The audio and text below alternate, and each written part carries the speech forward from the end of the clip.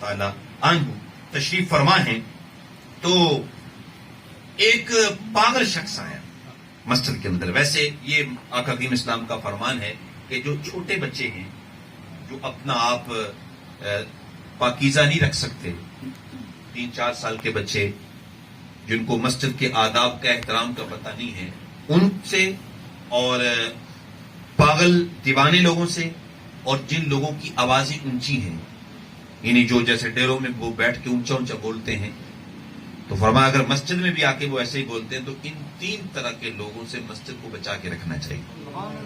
یعنی مسجد کے اندر بالکل چھوٹے بچے بھی نہیں آنے چاہیے, جو تھوڑی بڑی عمر کے ہیں, 7 سال کے ہیں, 6 سال کے ہیں, جن کو مسجد کے آداب کا پتہ ہے, یقیناً ان کو تو مسجد میں لانا چاہیے تاکہ مسجد کی رونق دوبالا ہو. لیکن جو بالکل چھوٹے ہیں, جن کو بالکل پتہ نہیں ہے, وہ اور پاگل اور اس طریقہ سے جن کی آوازیں اونچی اور مسجد میں بھی آ کے اسی طریقہ سے اونچا اونچا بولتے ہیں, تو آقا کریم فرمایا ایسے لوگوں سے مسجد کو محفوظ رکھنا چاہیے.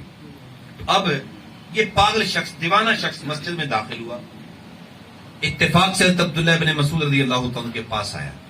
جب ان کے پاس آیا تو آپ نے اس کو دیکھا کہ یقیناً اس کی وہ غال ٹپک رہی تھی اور اس کا جو انداز تھا وہ بتا رہا تھا کہ یہ بندہ سدائی ہے.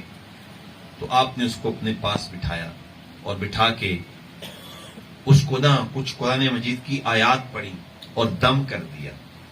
بیٹھا تھا تو پاگل تھا, جب کھڑا ہوا تو اللہ نے عقل کا چراغ عطا کر دیا.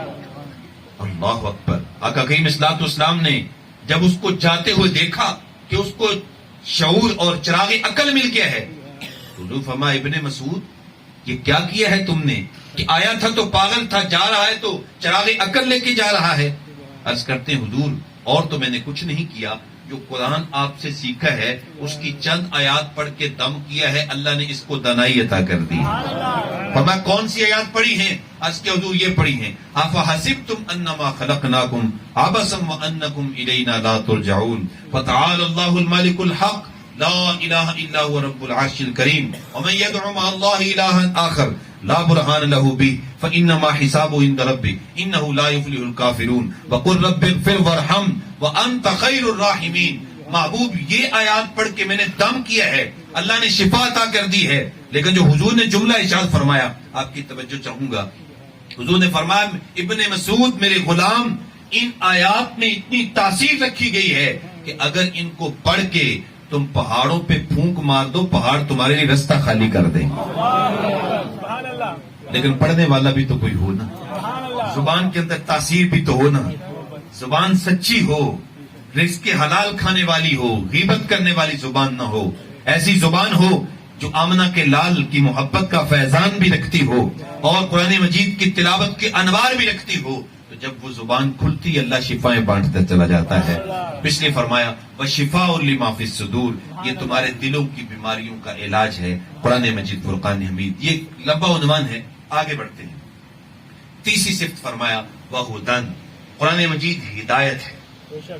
قرآن مجید کا بنیادی مقصد کیا ہے کہ یہ ہماری رہنمائی کے لیے آئی ہے, ہمیں زندگی گزارنے کا ڈھب سکھانے کے لیے آئی ہے کہ ہم نے زندگی کو کیسے گزارنا ہے, ہمارے شب و روز کیسے ہونے چاہیے, ہم نے اپنے ماں باپ کے ساتھ تعلق کیسا رکھنا ہے, اپنے بچوں کے ساتھ ہمارا تعلق کیسا ہونا چاہیے, اپنے بہن بھائیوں کے ساتھ ہمارا انداز زندگی کیا ہونا چاہیے, اپنے پڑوسیوں کے ساتھ اور کافروں کے ساتھ, اہل کتاب کے ساتھ, اور صبح کے, دوپہر کے, شام کے, رات کے انداز زندگی کیسے ہونے چاہیے.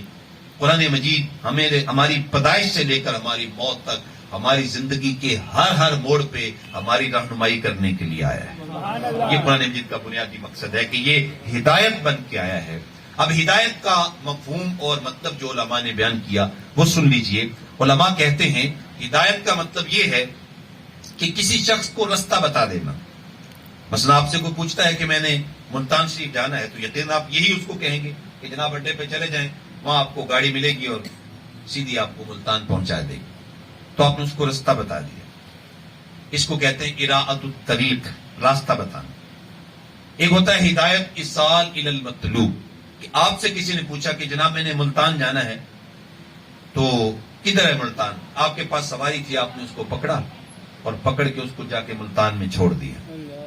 اس کو بھی ہدایت کہتے ہیں.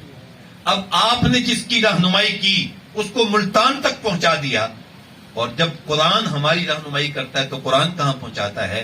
فرمایا قرآن تمہیں تمہارے رب سے ملا دیتا ہے۔ قرآن کی رہنمائی یہ ہے کہ قرآن تمہیں اللہ جل شانہ کیا خلق عطا کرتا ہے۔